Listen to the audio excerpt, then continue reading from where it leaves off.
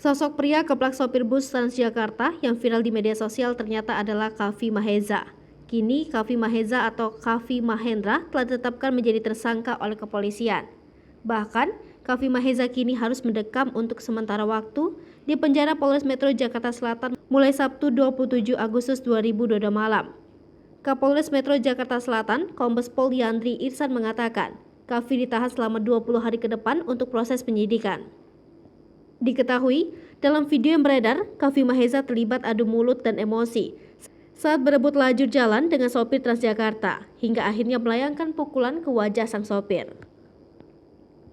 Sosok Kaffi Maheza. Kaffi Maheza merupakan seorang aktor pendatang baru yang setidaknya kini telah bermain dalam 3 film kenamaan. Penelusuran Tribun News dari Twitter pribadinya, ia baru lulus SMA pada 2015 lalu. Dalam sebuah tweetnya, ia mengunggah foto bersama kawan-kawannya dengan keterangan STM Bina Warga 1 Bogor. Sebelum membintangi film, ia pernah bermain dalam sebuah web series Regina Realty pada 2017 lalu. Setelah itu, pada 2019, ia kemudian terlibat membintangi sebuah iklan komersial di YouTube bertajuk Critical 17, Galau Mau Ngapain Habis Lulus Sekolah. Kaffi kemudian ikut bermain film Gundala garapan Joko Anwar. Dalam film yang dirilis 2019 itu, ia menjadi pemain figuran berperan sebagai putra Ridwan Bahri. Adapun tokoh Ridwan Bahri ini diperankan oleh Lukman Sardi. Kemudian pada 2021, Kaffi kembali membintangi film Survive garapan Anggi Umara dengan berperan sebagai Nurdin. Film Survive ini dibintangi sejumlah aktor Indonesia seperti Onadio Leonardo, Anggika Bolsterli, Omar Daniel, Arswendi Bening Suara, hingga Teguh Rifnu Wikana. Selanjutnya pada 2022, Kaffi ikut bermain dalam film Kuntilanak 3 garapan Rizal Mantovani. Dalam film yang dirilis pada April 2022 ini, ia mendapatkan peran sebagai kuntilanak.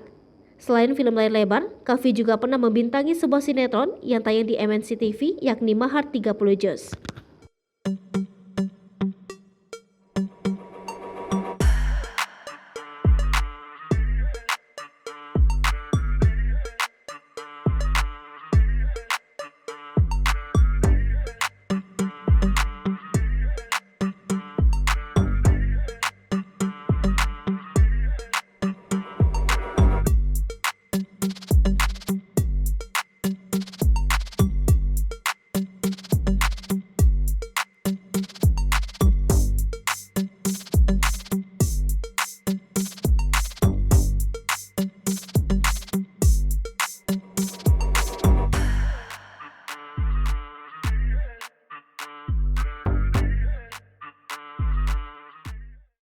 Hai pemirsa Sri Popo TV, jangan lupa komen, like, dan subscribe, serta tonton terus berita-berita terupdate lainnya ya.